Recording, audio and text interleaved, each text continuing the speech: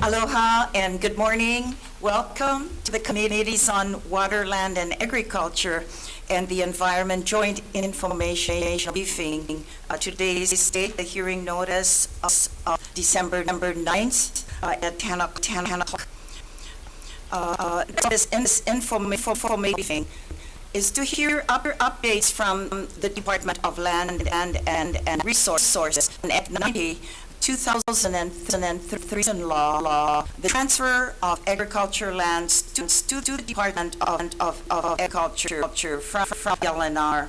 And let me just mention two of the things at the outset. Why it's implemented, and it goes in saying that the legislature, that Article 6, Section 10 of the state constitution establishes that the public land shall be used for the development of farm and home ownership on as wide possible on widespread basis in accordance with procedures and prescribed by law. Therefore, the legislature finds that certain public lands classified agriculture use by the Department of Land and Natural Resources should be transferred to the Department of Agriculture with the Board of Land and Natural Resources and the Board of Agriculture purposes and in a manner consistent with Article 6 of the state constitution. You know, I need to be corrected. I think it's section Article 11. Correct me, folks, if I misspoke with regards to that. And the purpose of this chapter is to ensure the long-term productive use of public lands leased or available to be leased by the Department of Land and Natural Resources for agricultural purposes by allowing these lands to be transferred to and managed by the Department of Agriculture. Okay. Recess, we're going into recess. We have some audio difficulties. Yes. Check it earlier, you work, but now we can't hear you.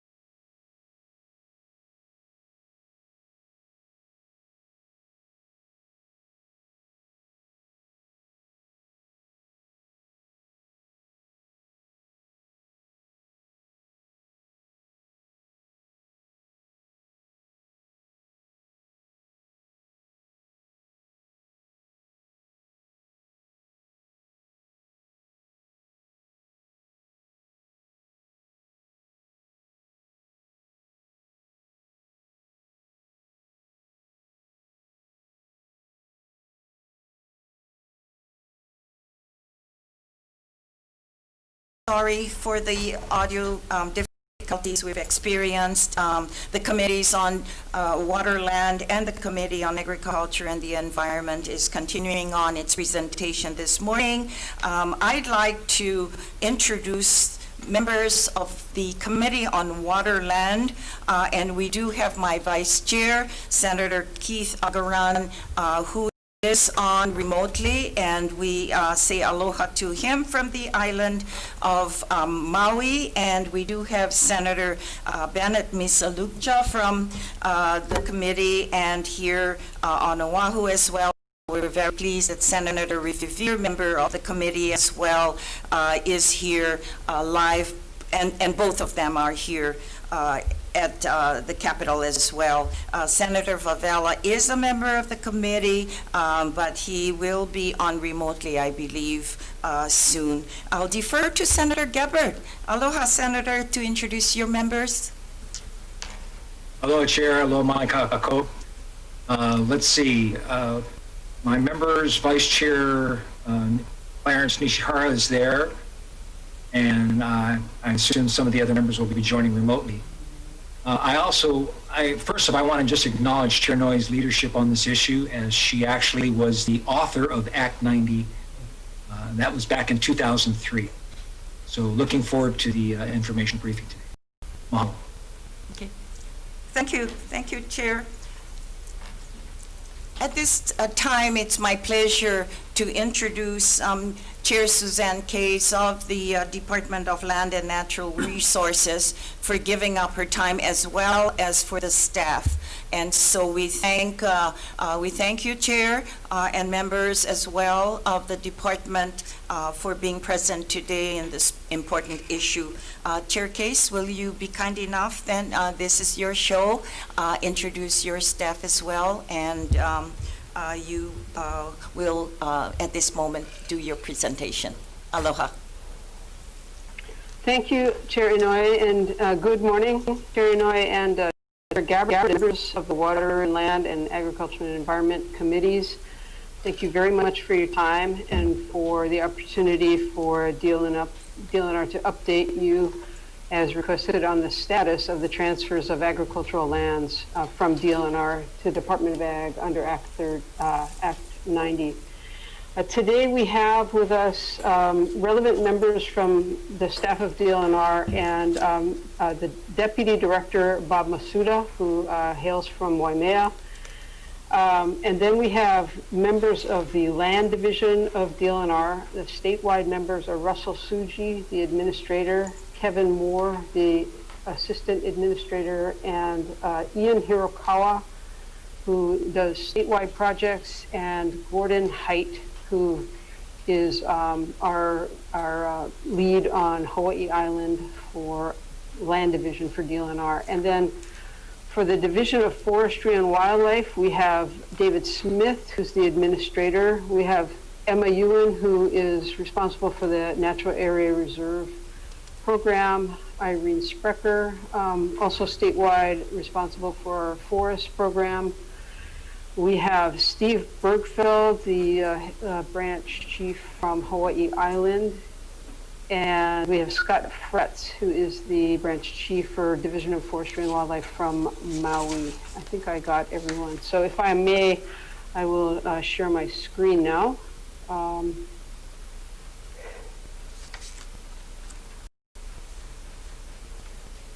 right, is that visible, my presentation visible? Yes. Okay, thank you very much.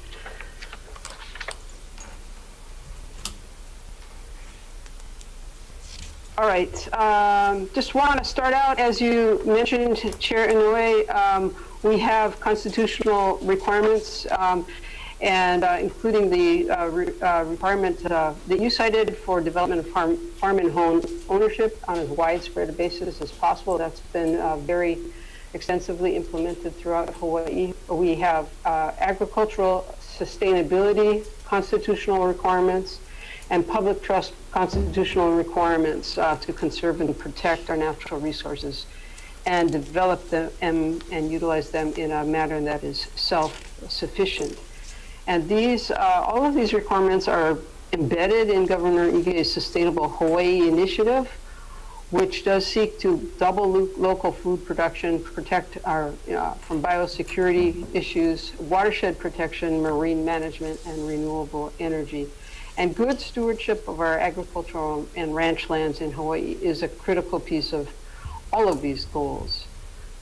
DLNR and the Department of Agriculture have a long history of collaboration going back over a century, when both agriculture and forestry worked together to protect our water supplies. Act 90, as you highlighted, was passed in 2003, and it provides for the transfer of certain agricultural lands to Department of Ag on mutual agreement of both boards of both departments. And DLNR has worked collaboratively with Department of Ag on these transfers since 2003. So I do want to emphasize at the outset that we are DLNR is in full compliance with Act 90 for the process of transferring agricultural lands to DLNR to Department of Ag, that both DLNR and DOA agree. And that's, we do that to meet our constitutional public trust goals for both DLNR and DOA. Since 2003, DLNR has transferred 237 parcels from DLNR to DOA, totaling over 19,000 acres of agricultural lands. I also want to acknowledge upfront issues that DLNR has had with some lessees and permittees that has created tensions and is driving a lot of interest in this matter.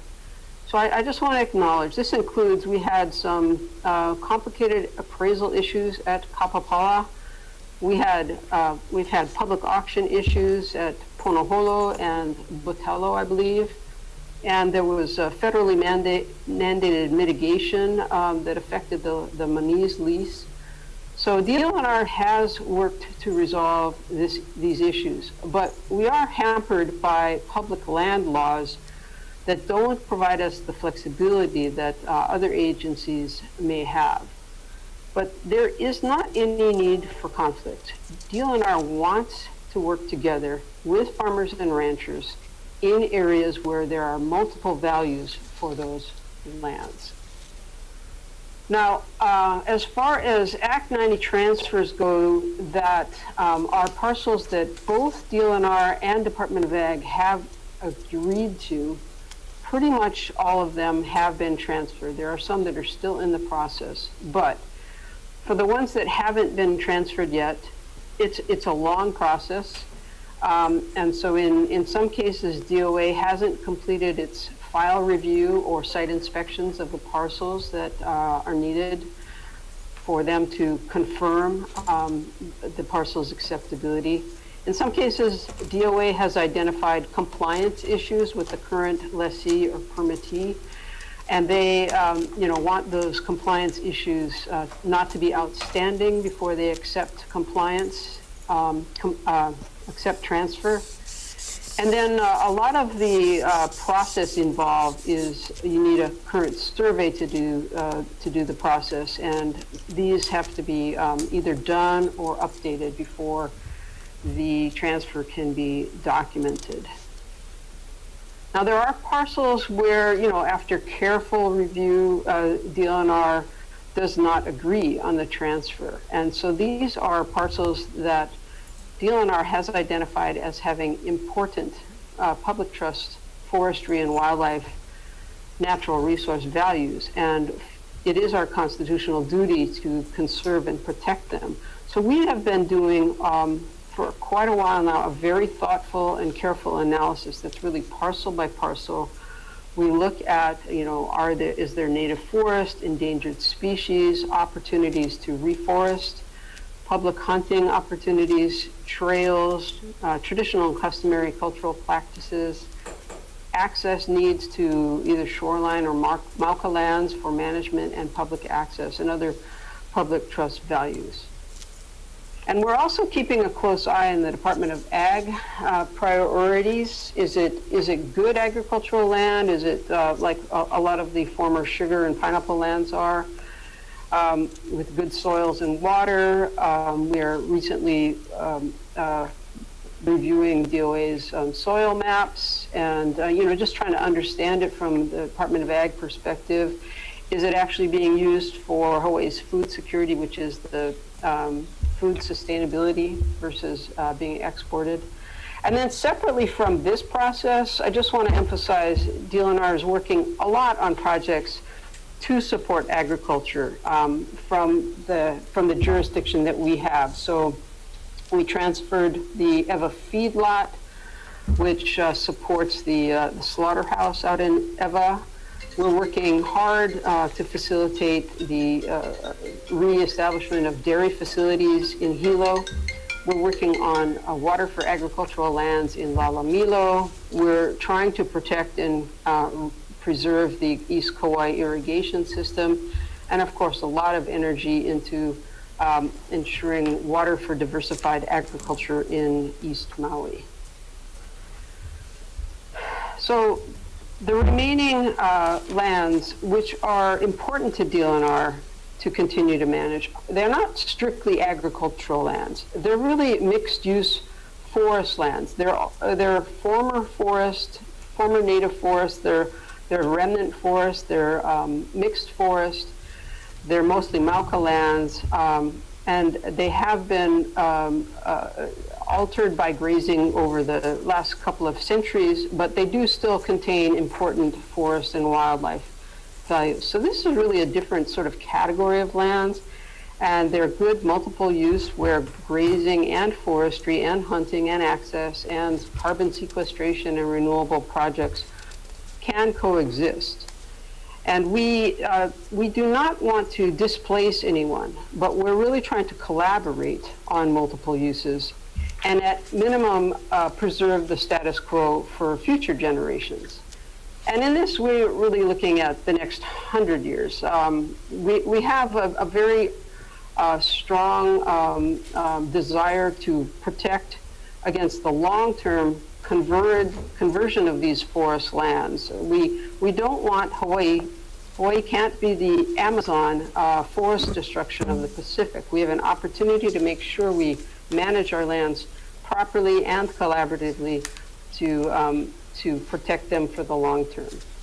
So let me run through the list of lands currently under review by DOA and DLNR. Now this is from a baseline list provided from DLNR from Department of Ag to DLNR in November 2019. So it's not an all-inclusive list of all lands that anyone might want us to review, but these are the ones that Department of Ag is prioritizing for now for mutual review. It's sort of a baseline. It can be changed as from time to time, but this is the one that we're working off of now and reporting on. Now on Kauai, there are 35 parcels for review requested by Department of Ag. 30 of these, we understand, are pending Department of Ag file review and site inspection. There's a lot of challenges right now in site inspections statewide because of the COVID-19 pandemic. It's slowed the process down, but we're all trying to continue to move forward in this. 21 parcels have been identified by DLNR as important for reforestation, forest carbon, public hunting, access to managed Mauka lands in Mauka managed lands, public recreation, wetland habitat, and nene habitat. And one transfer has been completed, transferred to Department of Ag. On Oahu, there's 3 parcels on the request list for review by Department of Ag.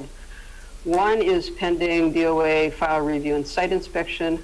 One parcel is to be retained by DLNR. That's a parcel that's in the transit-oriented development corridor in East Kapolei and at the UH West Oahu Rail Station.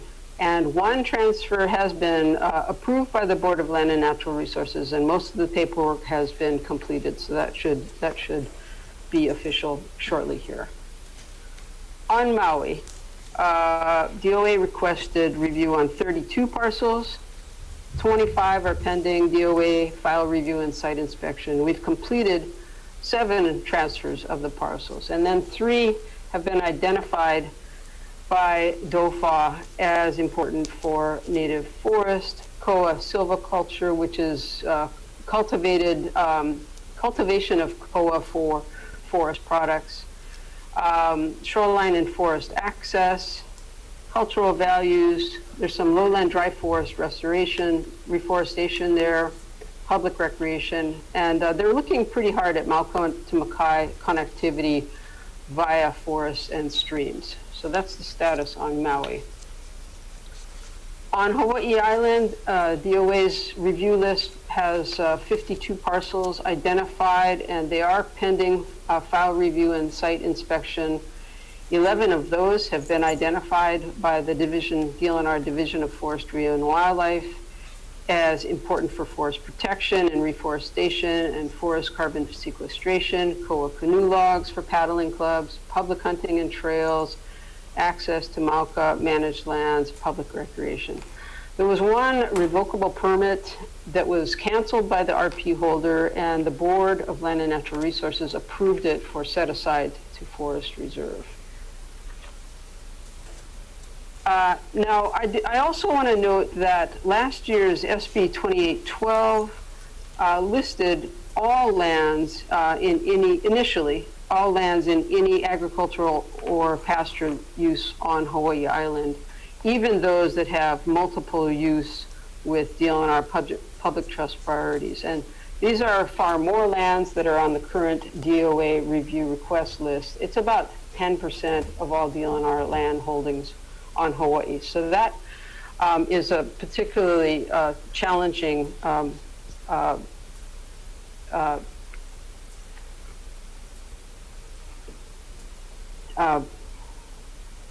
DLNR's responsibilities to Hawaii. Now, despite the complex transfer process, DOA, and I know people think that it takes a long time, and these are slow, but we have been making progress. So these are the parcels that transfers in 2005 that we did right away, and we've had, again, steady progress. So these are the ones that we did right away, and then by 2012 we added these transfers, and now these are all the lands that have been transferred. Again, this is 19,000 acres. So you can see we have been making steady progress as we go along.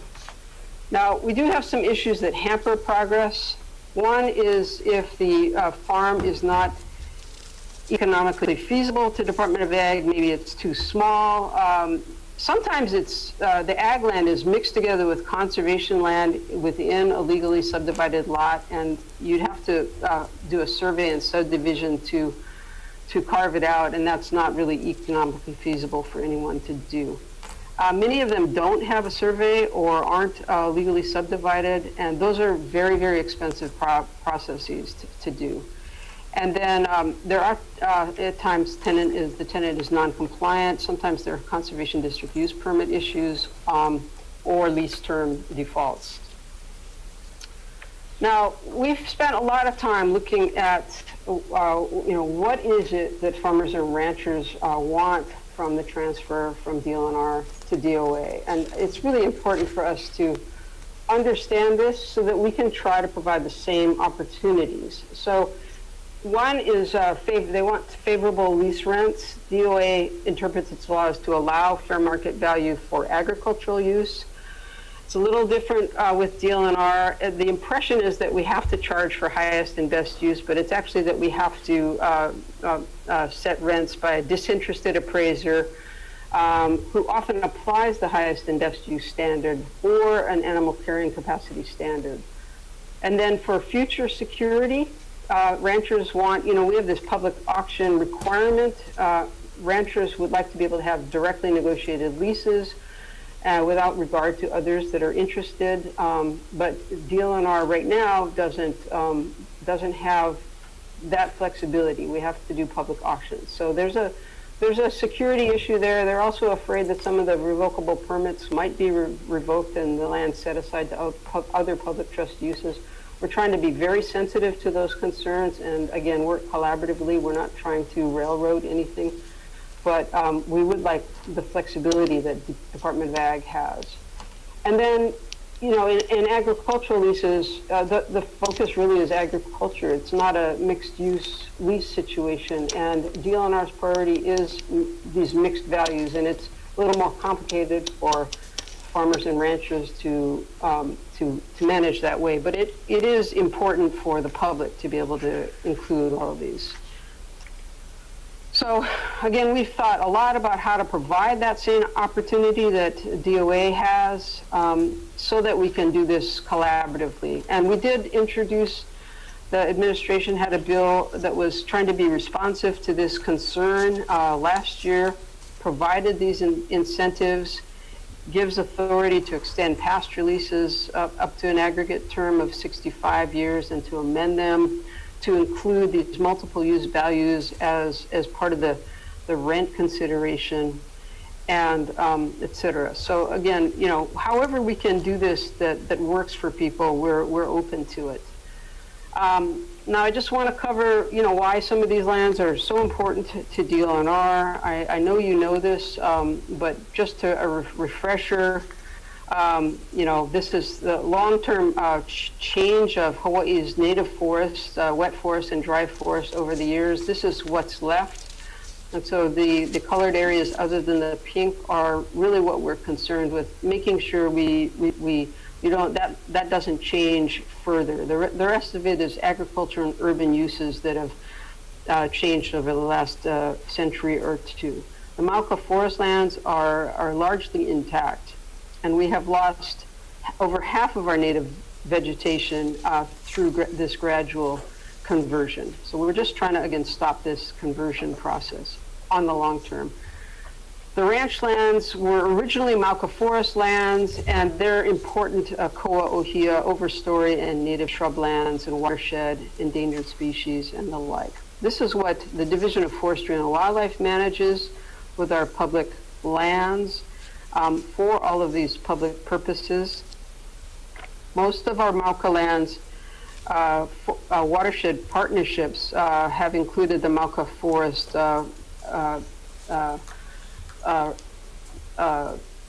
land managers, and this is important for us to be able to work collaboratively through these watershed partnerships to protect from threats that affect all, like invasive species.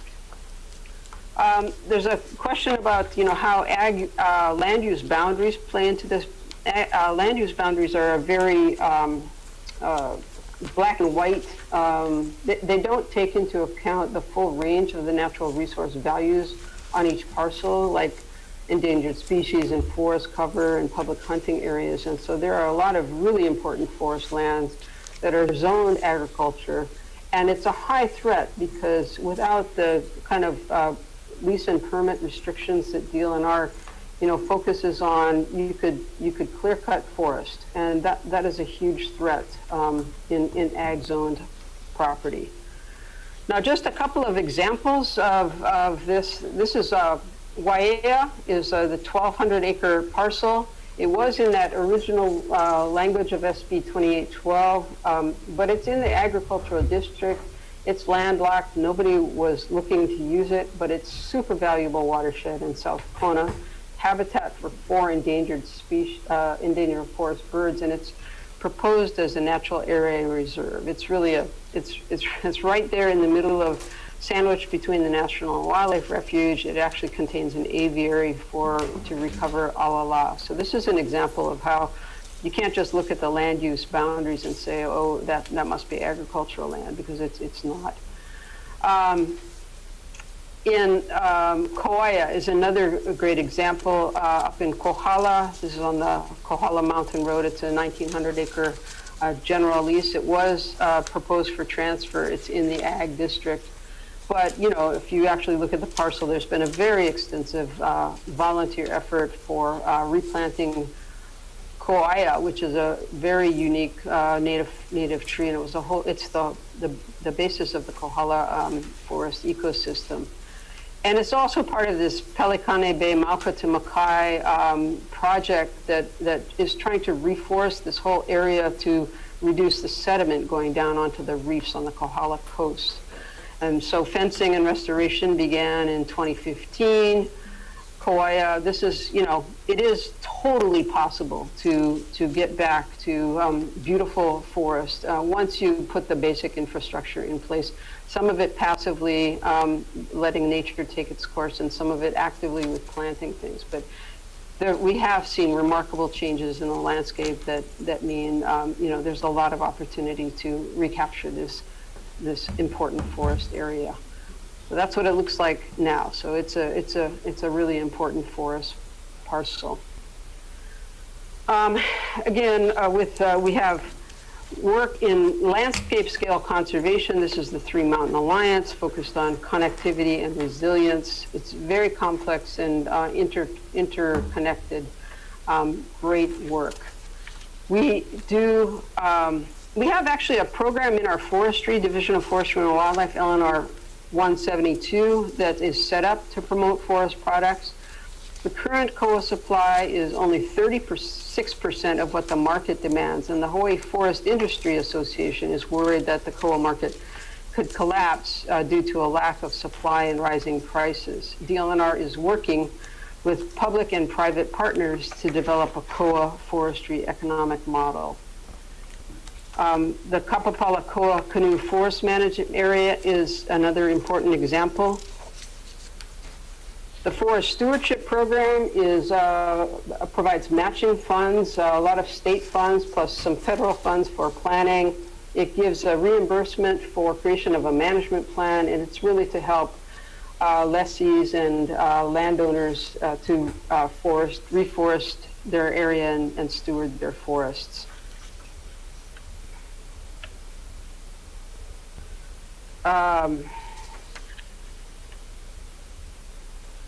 We have 14 forest stewardship agreements in place, and they do require a commitment of 10 years. We can work with ranchers to cost share improvements that are important for both forest management and ranchings, like fences and road maintenance and the like.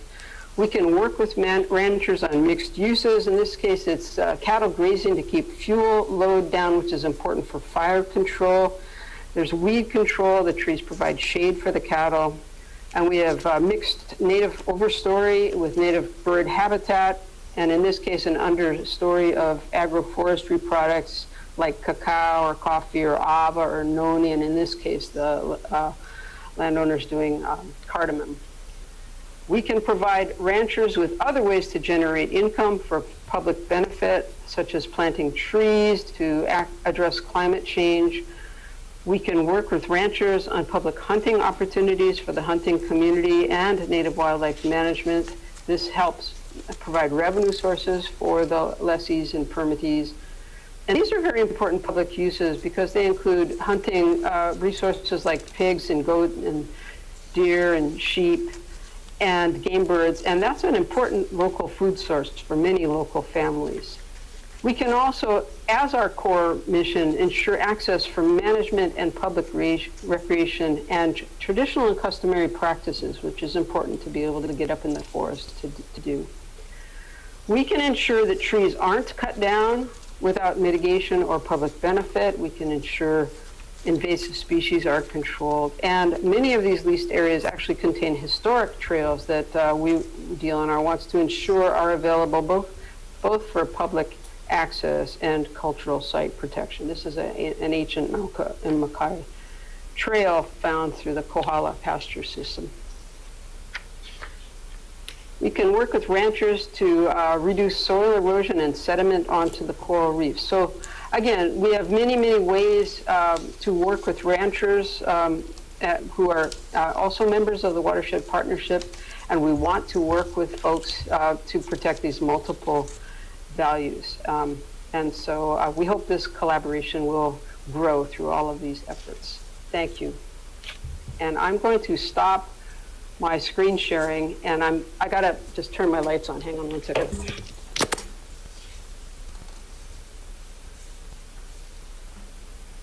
Is she getting on? No, just turn on the light. Oh, She's done with screen sharing. oh, okay. Apologies, I have an automatic light shut off. So Oh, I'm available to answer questions, and so are our staff. Okay.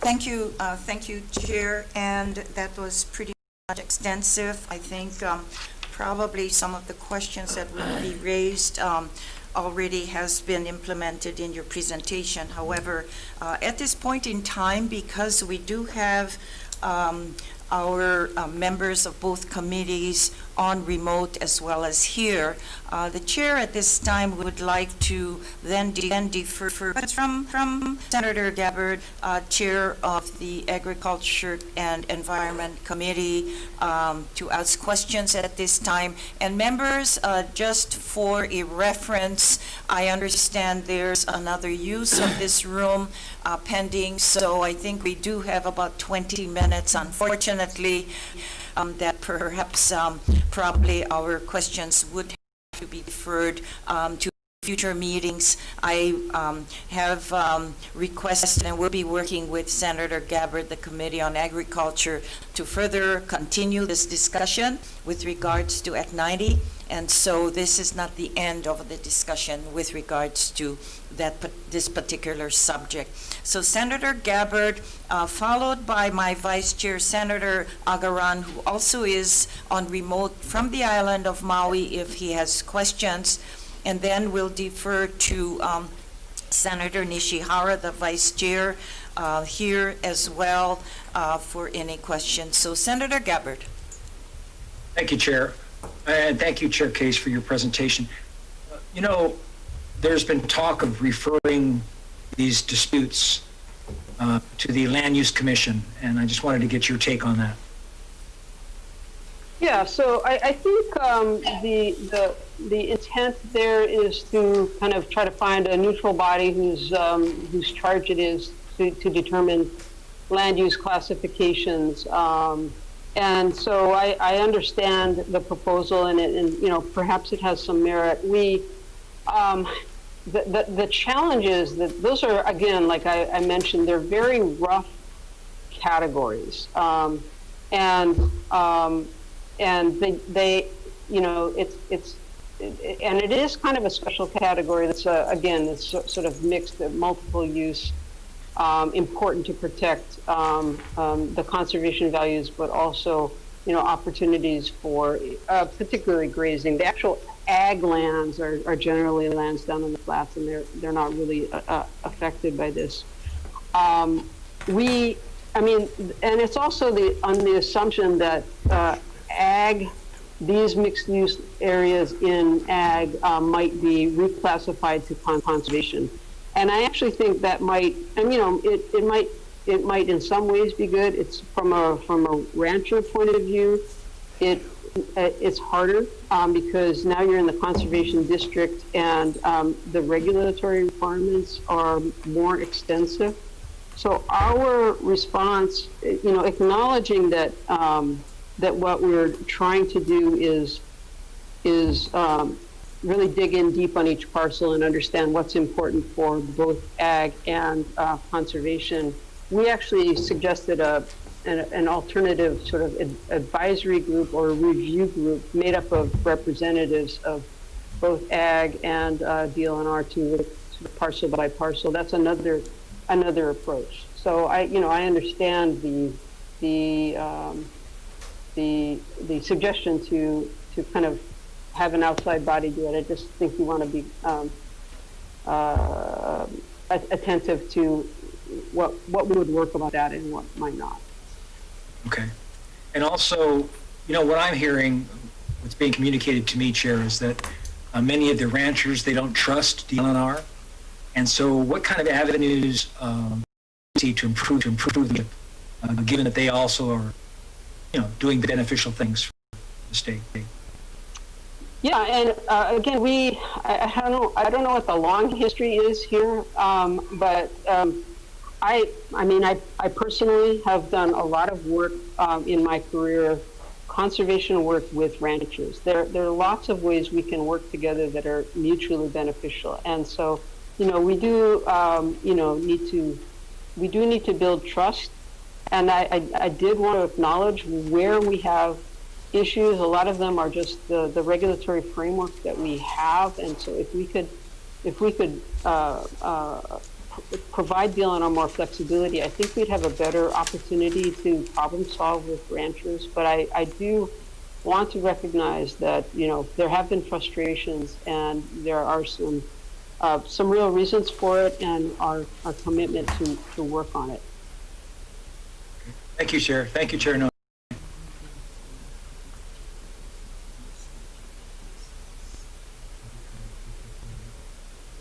Chairman? Thank you. Thank you. Chair Gabbard, is that it for at this moment? Yeah, at this moment, I do have one that I wanted to address to Chair and also to Phyllis, but I can do that later. Thank you. Okay, perhaps then let's, Senator Agaran, any questions from my Vice Chair on Maui? Yes, please. Chair, thank you for being here today, and thank you for the presentation. Can you hear me? Yes. Okay, my question has to do with the, I guess, with the pasture lands that you're looking at as being important resources for future restoration of forestry, of forest reserves and the like. I understand that you're probably working on management plans for a number of those areas. Could you provide the committee chairs with maybe just a short statement on the progress you've made on some of those management plans? And if you could now describe the process for developing those plans and what kind of public input or community engagement you would have, not just with the community at large, but also with the current pasture users, and so so that they have a better understanding of the timeline for the types of restoration you're looking at. Because as you mentioned, some of the restoration is basically just allowing the forest to come back, but some of it will be active replanting and changes to landscape, I would think. So if you could maybe respond to that. Sure, Senator Keith Agaran, and thank you for that question. And I'm going to ask, I think, Division of Forestry and Wildlife to address it, maybe Irene Sprecher and Dave Smith. The initial reforestation projects, right now, I think many of them do not have active ranching going on them. And we do have some really fantastic results happening already. Irene, do you want to address this? Yes. Good morning. Irene Sprecher here under the Forestry Program and with the Division of Forestry and Wildlife. We are working on reviewing a lot of these different parcels that are under the stewardship of DLNR, as well as our own forest reserves or lands that are managed by DOFA, and looking at opportunities for forest restoration where we need it. A few places are currently in the process of developing management plans. Typically, that process looks like some internal planning and idea generation on what the property lends itself to, what kind of resources and public values we might be able to see in those places.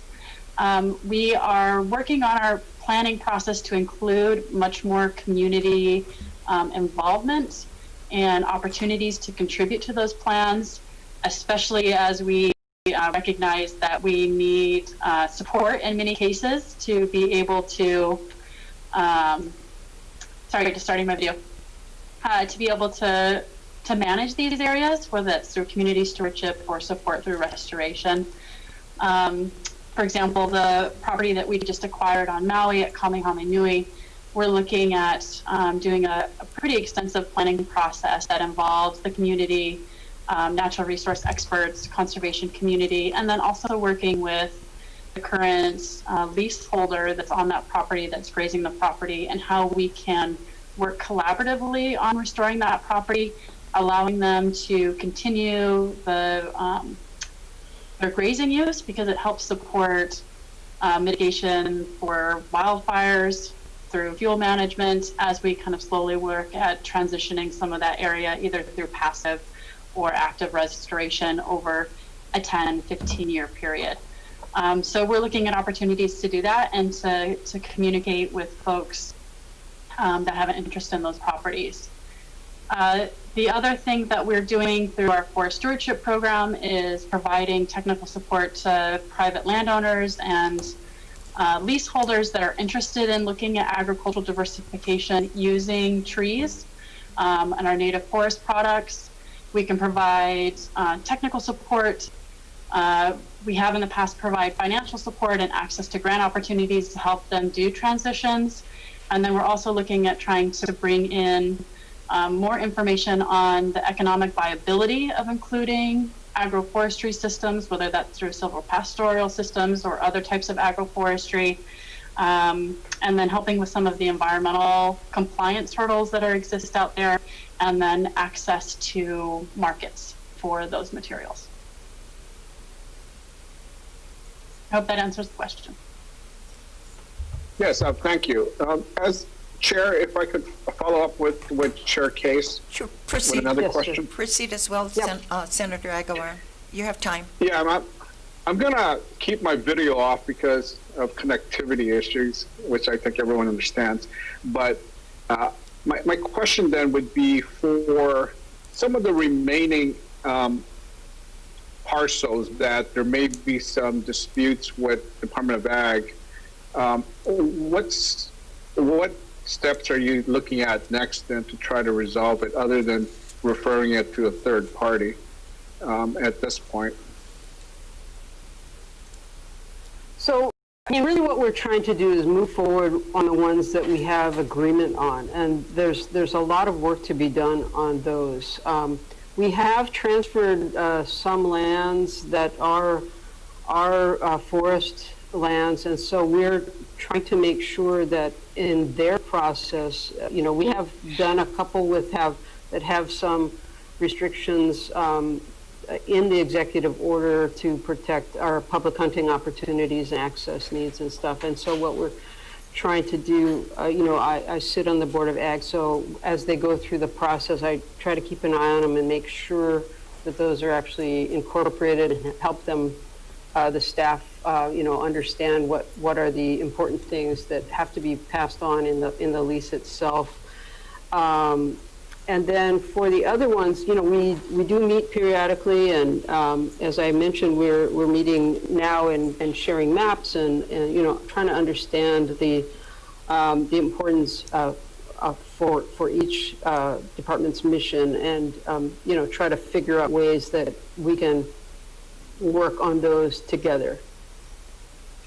For the actual mapping of the tracks that are proposed for transfer, how necessary is it to get formal surveys and the like, since what we're talking about is really just changing management of areas that are currently in agricultural use? Yes, well, it is a requirement for the executive order. Maybe I could ask my land division folks, maybe Russell or Kevin, if you could just describe that process. And again, it is time-consuming and expensive. I'll let Kevin add in on the requirements for the executive order, but a lot of our lands are not surveyed, and for example, the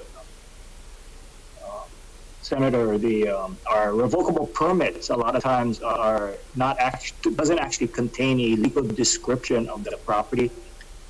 Sometimes it just even contains a map, and really, other times it might have only the TMK, but not really the description that we need for setting it aside. Generally, a lot of the state lands, unless there was a tenant there that actually spent the money to survey the land and come up with meets and bounds, there won't be any meets and bounds and maps. Kevin, you want to add about the requirements of this set aside?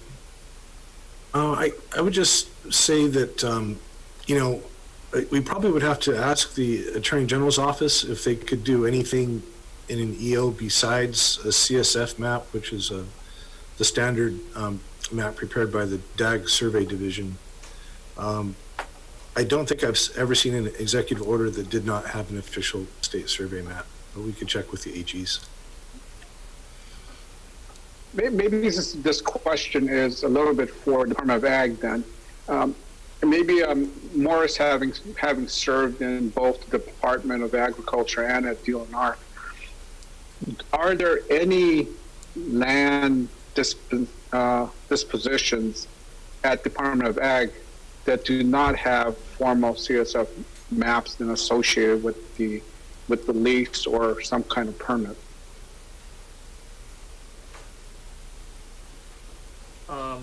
Excuse me, let me, Chair Algaran, and I admit that I have failed to introduce the Department of Ag staff. I do want to say that Chair Shimabukuro Geyser and Maurice Atta from Department of Ag is on remotely as well. So members, if you have questions for DOA, they are accessible as well. Okay, continue, Morris, and thank you. If you can address Senator Agaran's question or comments as well. Chair and Senator Agaran. I'm not aware of specific examples, but I do have, in previous conversations, this idea about the requirements for formal state survey level survey map being required was asked, and the informal, I guess, responses that I received was that not necessarily, and like Russell had mentioned, there are set-asides that involve, revocable permits that, like Russell said, basically due to the short-term informal nature of the parcel, generally do not have, these survey quality maps.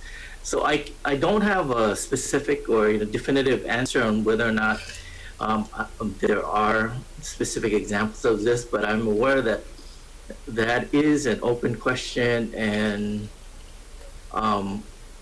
there appears to be at least some consensus that the actual survey quality maps are not needed for set-aside purposes. Okay, thank you. Thank you, Chair. Okay, thank you, Senator.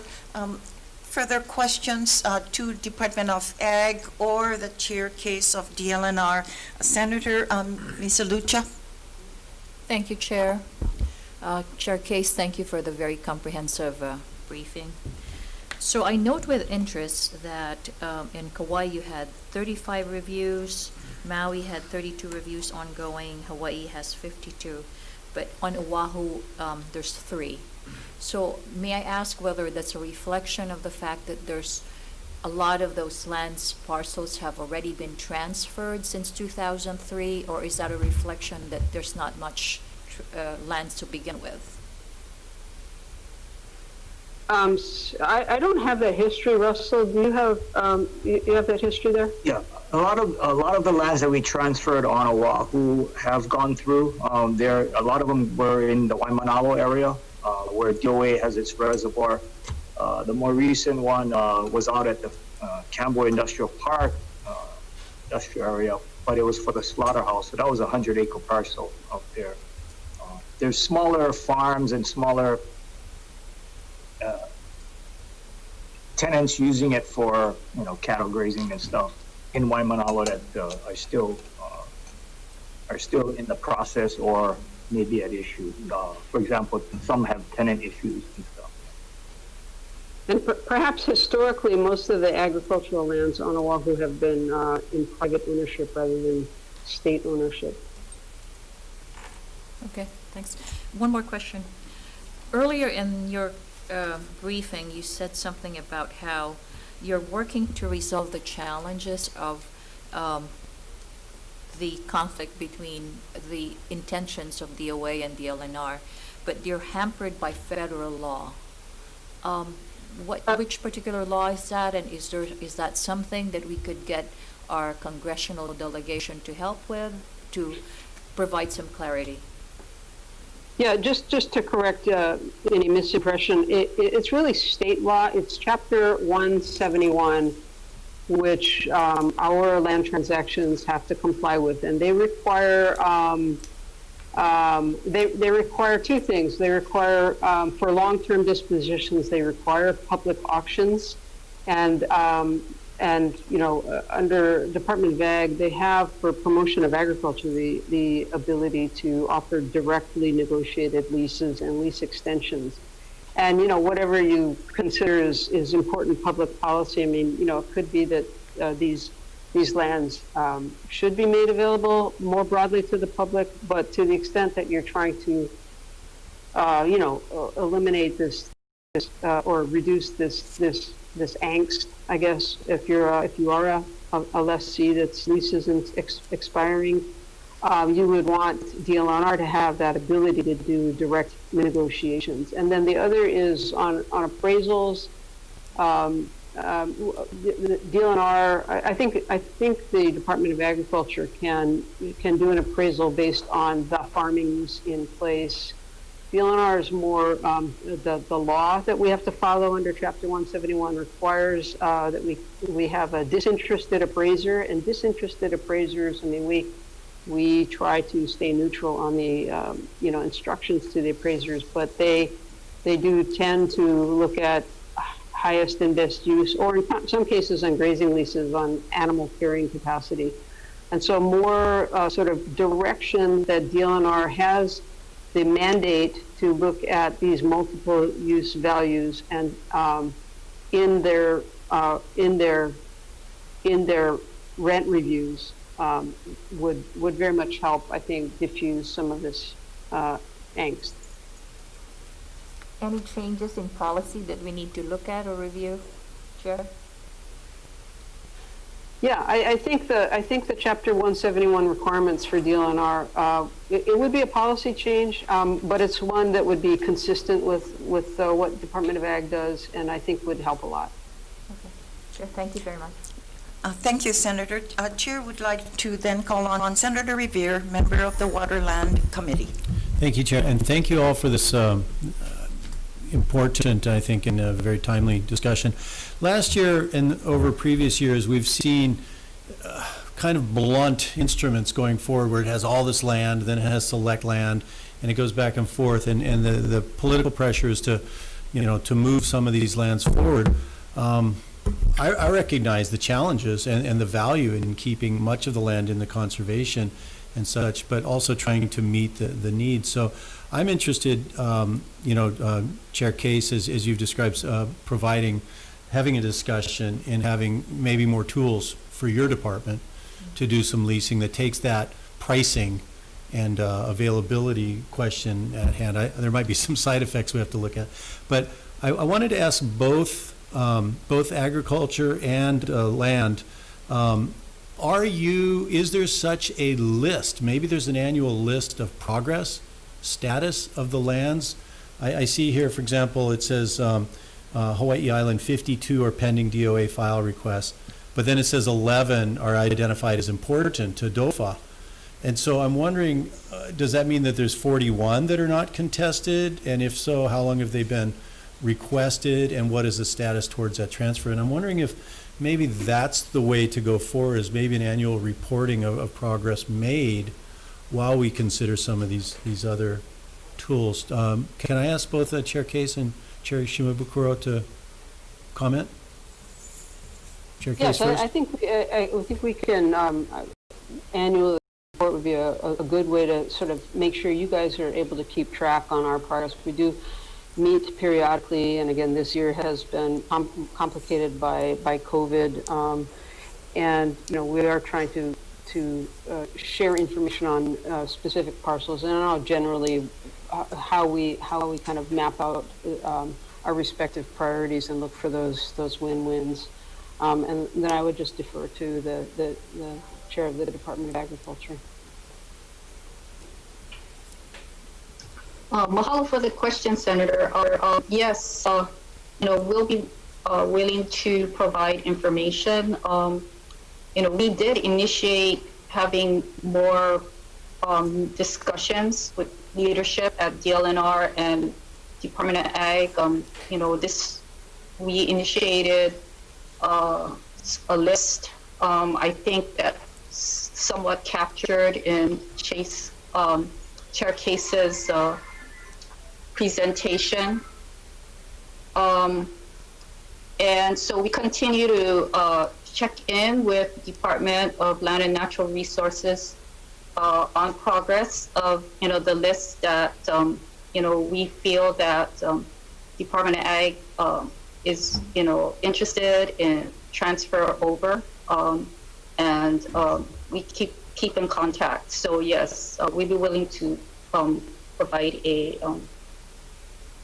We're currently working on a master list that is what you are interested in, so we'll be willing to provide that.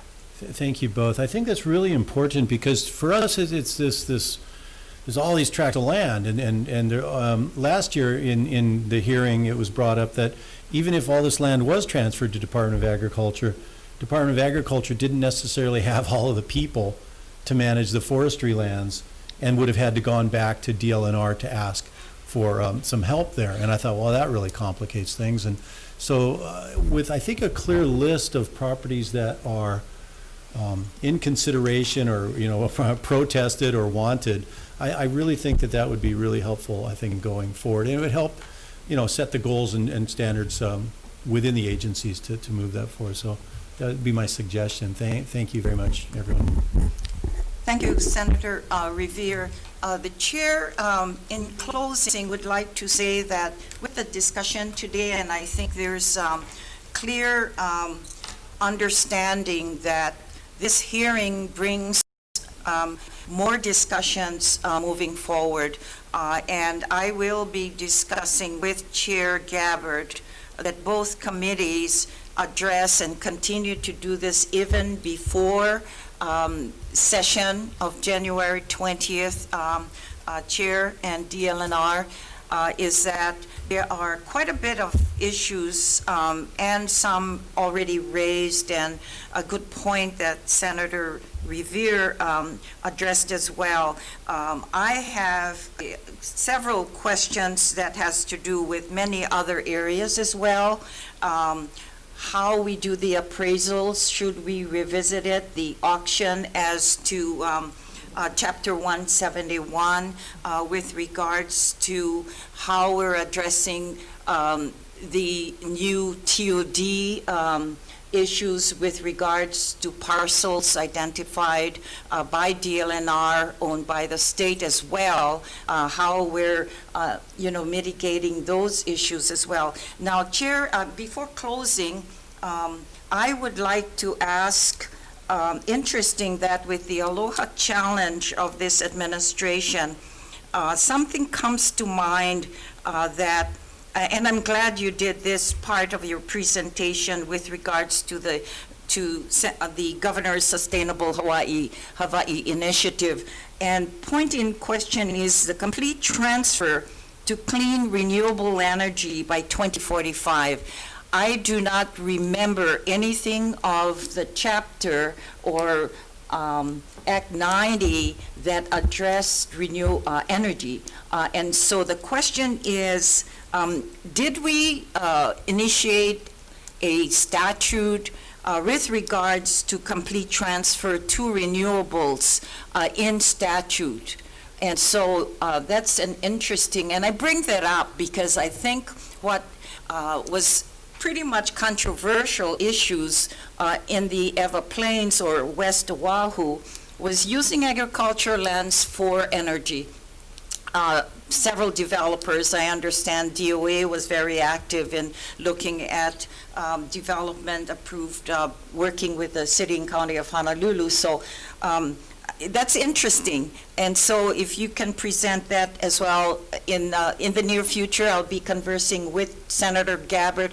I think it's important that we continue this discussion because there's so many other issues that comes up with how we address this situation. So another point in question for future discussions is the islands has changed tremendously from sugar to whatever the counties have changed zonings. And so I have issues with regards to Big Island, Hawai'i Island, particularly in the Hamakua coast, where most of the the sugar lands now become part of residential. And so there's a conflict. I think there's probably an issue that perhaps Russell could address in the future soon with regards to areas that are now considered residential by the counties and along the cliffs of Hamakua, if you know our districts, is that many of those lands along the cliffside are in conservation and adjacent to it has become residential. And so, that's forthcoming as well.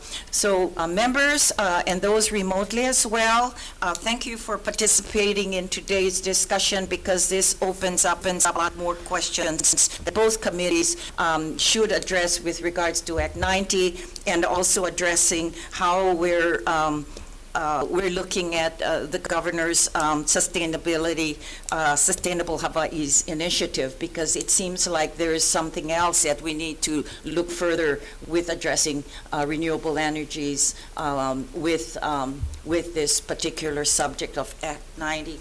So having said that, thank you so much, Chair, and to those from your staff and Department of Ag for being here.